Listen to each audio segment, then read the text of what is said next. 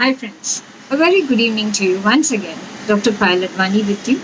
And today, let's talk about warning. Warning यानी सावधान. किस चीज़ के बारे में सावधान? यानी प्री डायबिटिक लेवल पे ही सावधान हो जाइए rather than डायबिटीज तक जाने के लिए. पर प्री डायबिटिक क्या होता है? यानी fasting blood sugar when it is in the range of 100 to 125 उसको कहा जाता है pre diabetic level. If it goes more than 126, then it is called diabetes. Actually हमारा 3 months का एवरेज शुगर लेवल जो होता है ना HbA1c उससे भी पता चलता है what is pre-diabetic and what is diabetic. If we are in the range of 5.7 to 6.4 तो वो pre-diabetic के रेंज में है. And when it goes beyond 6.5, that is called diabetes. You know how much actually the fasting blood sugar should be for a normal individual? Just 80. और 80 जो glucose level है that is in 1 teaspoon of sugar हमें 80 milligram glucose level मिल जाएगा. Meaning to say that हमारे पूरे blood में we have just amounting to 1 teaspoon of sugar. Believable? No, definitely not believable. अगर हम एवरेज खाने पीने का तरीका हम देखें तो हम at least 30 to 31 teaspoon of sugar हर रोज़ ले रहे हैं ऑन अ डेली बेसिस. अब यहाँ पे शुगर डजंट मीन जो चीनी. Sugar means everything, means carbohydrates.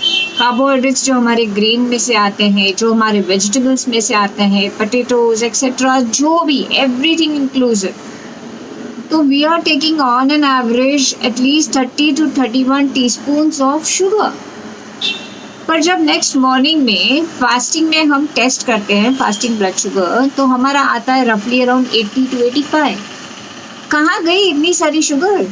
31 teaspoon में से 1 टीस्पून तक कहाँ कैसे आ गई? This is because we have a filter in our body. God has been really great, बहुत ही मेहरबान रहा है. हमने खाया 31 टीस्पून और सामने ब्लड में दिखाई दिया सिर्फ 1 टीस्पून. जो ये इंसुलिन है ना, ये फिल्टर है. ये ज़्यादा शुगर को ब्लड में आने ही नहीं देता है. कहाँ करता है? होता बॉडी के अंदर ही है शुगर, पर कहीं कहीं छुपा हुआ होता है. In the liver and in the muscle cells in the form of glycogen ये छुप जाता है. In the form of fat and cholesterol फिर कहीं ये छुप जाता है. पर ब्लड में आने नहीं देता है ज़्यादा शुगर को, क्योंकि अगर ब्लड में आएगा then it corrodes the arteries, यानी कि आर्टरीज को जख्म करेगा और वहाँ पे प्लग फॉर्मेशन होगा, यानी कैल्शियम डिपोजिशन होगा. और तब जाके होता है कि आर्टरीज क्लॉग्ड हो गई, ब्लॉकेजेस हो गए. तो इसीलिए ये सेफ्टी वाल्व जैसा मैकेनिज्म दिया है भगवान ने हमें. तो ये इंसुलिन हो और ज़्यादा से शुगर को ब्लड में नहीं आने दे. एक इंसान को डायबिटीज़ होने के लिए कम से कम 10 से 15 साल की वार्निंग मिलती है. यानी ही और she is in the pre diabetic stage for at least 15 years. पर तभी भी अगर हम ना सुधरे, कार्ब्स खाते जाएं, chips and too much of carbohydrate rich food खाते जाएं, मीठा खाते जाएं, then we will go to a level which is called diabetic level. क्योंकि जो इंसुलिन रेजिस्टेंट की लेवल होती है, जो ये बीच का फेज है, वार्निंग वाला फेज है, उसमें the pancreas go on secreting insulin.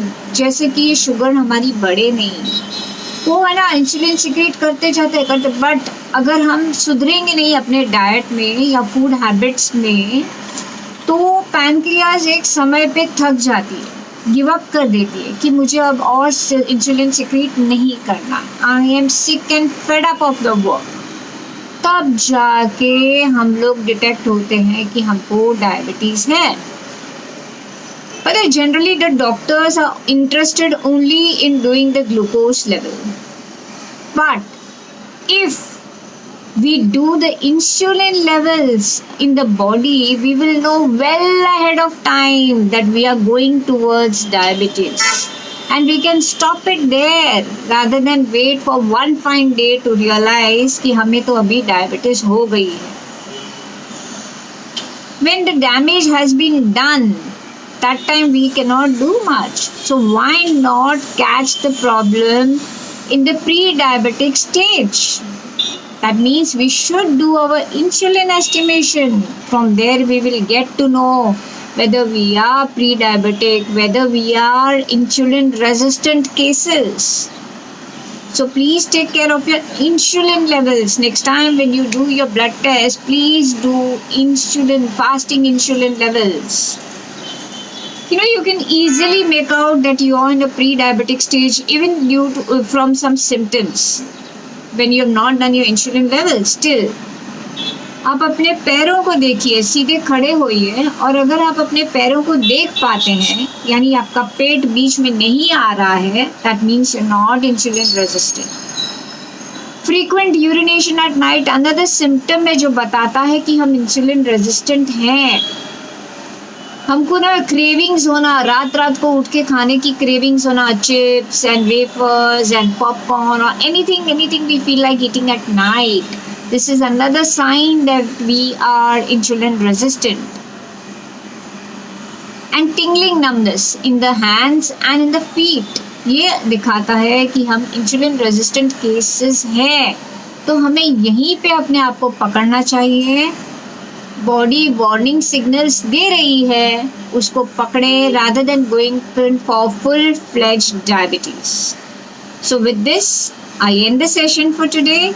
I hope you realize how important it is. A stitch in time saves 9.